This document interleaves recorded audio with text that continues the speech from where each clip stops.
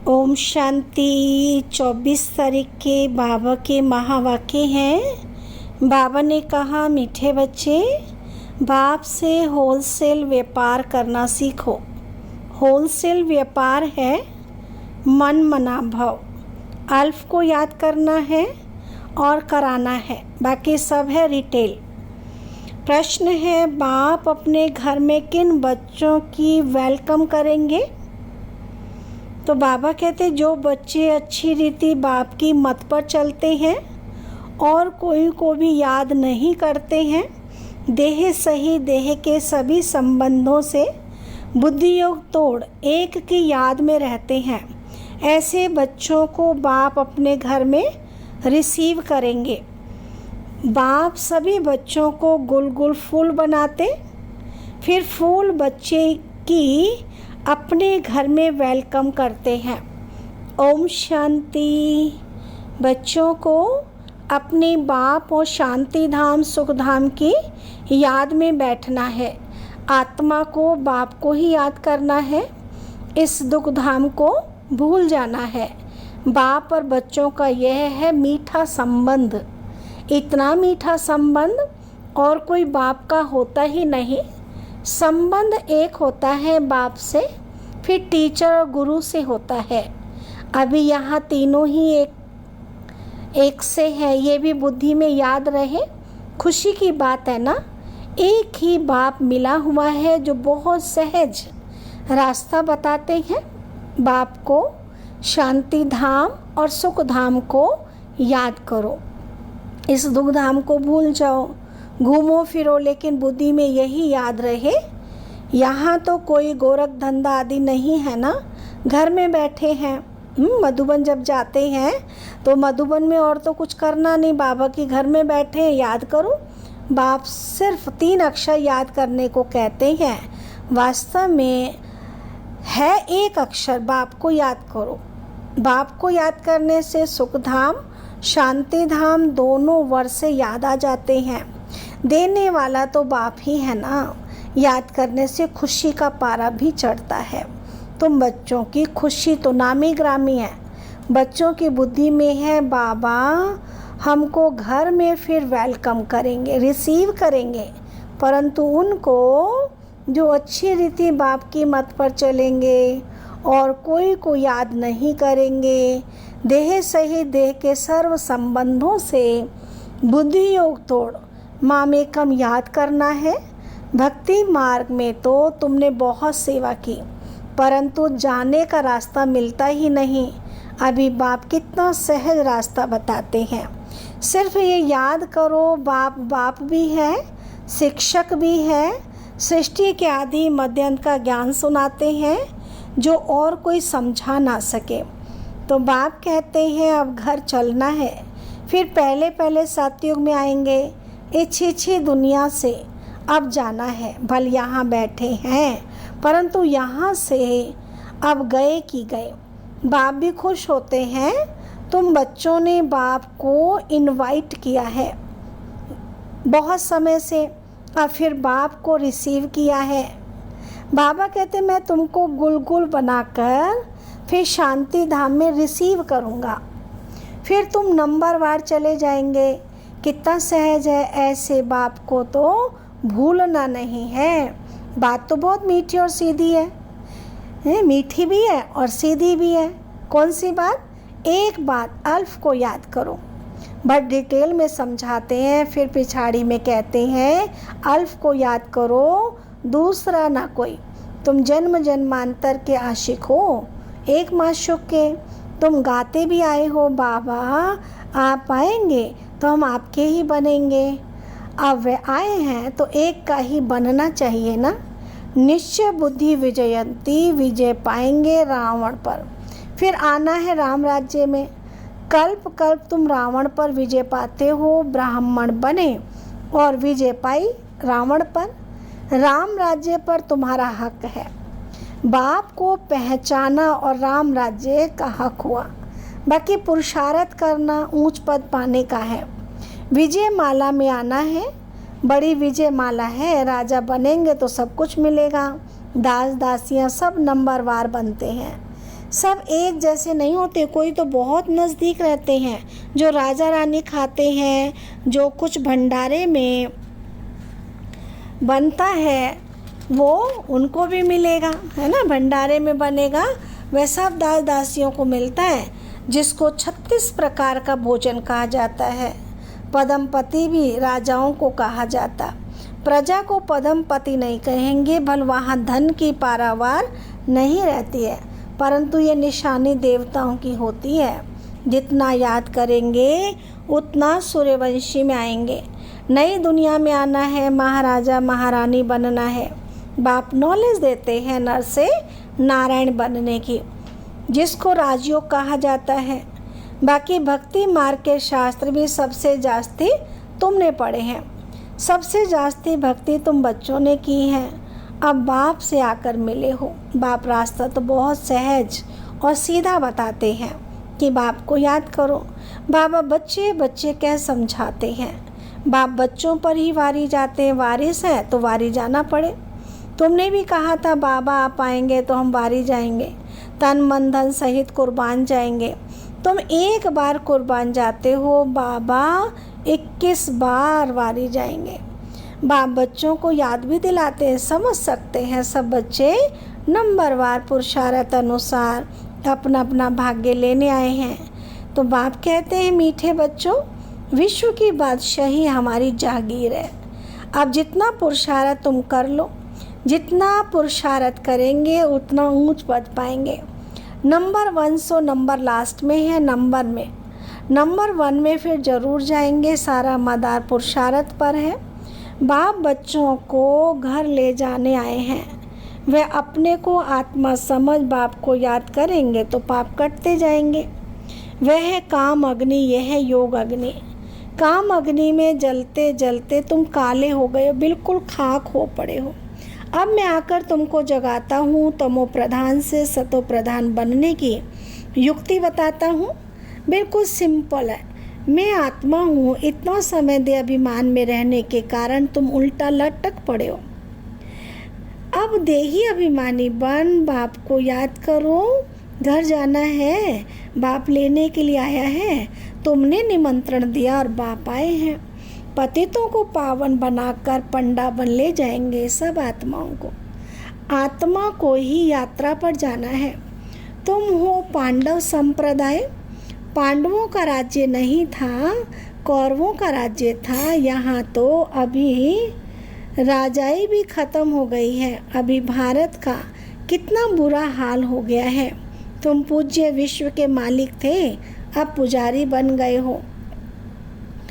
तो विश्व का मालिक कोई भी नहीं है। विश्व के मालिक सिर्फ देवी देवता ही बनते हैं। ये लोग कहते हैं विश्व में शांति हो, है दुनिया वाले भगत लोग कहते हैं विश्व में शांति हो। तुम पूछो विश्व में शांति किसको कहते हो? विश्व में शांति कब हुई? वर्ल्ड की हिस्ट्री ज्योग्राफी रिपीट होती रहती है, चक्र फिरता रहता है। बताओ विश्व में शांति कब हुई थी? तुम कौन सी शांति चाहते हो, कुछ बता नहीं सकेंगे। तो बाप समझाते हैं विश्व में शांति तो स्वर्ग में थी, जिसको पैराडाइज कहते हैं। क्रिश्चियन लोग कहते हैं बरोबर क्राइस्ट से 3000 वर्ष पहले पैराडाइज था। उन्हों की ना पारस बुद्धि बनती ना फिर पत्थर बुद्धि बनती है। भारतवासी पारस बुद्धि और पत्थर बुद्धि बनते हैं। न्यू वर्ल्ड को हेवन कहा जाता है।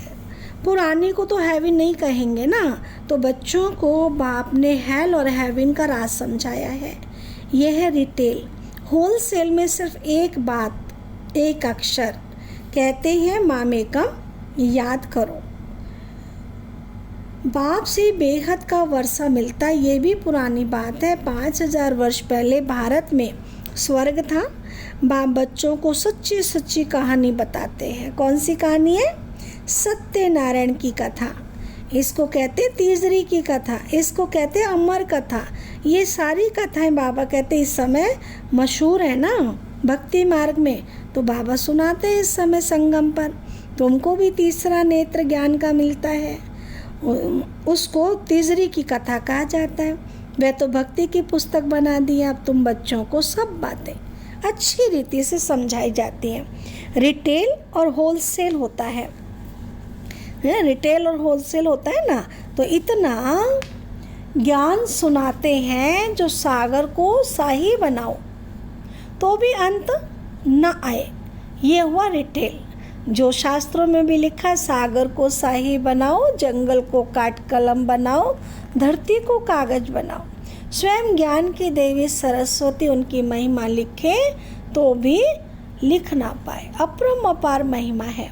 होलसेल में सिर्फ कहते मन मना भाव, अक्षर ये क्या उसका अर्थ भी तुम समझते हो, और कोई बता ना सके बाप ने कोई संस्कृत में ज्ञान नहीं दिया है।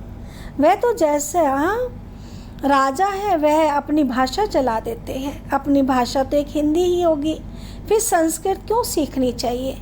कितना पैसा खर्च करते हैं, तुम्हारे पास कोई भी आए उनको बोलो बाबा कहते मुझे याद करो तो शांति धाम सुख धाम का वर्षा मिलेगा।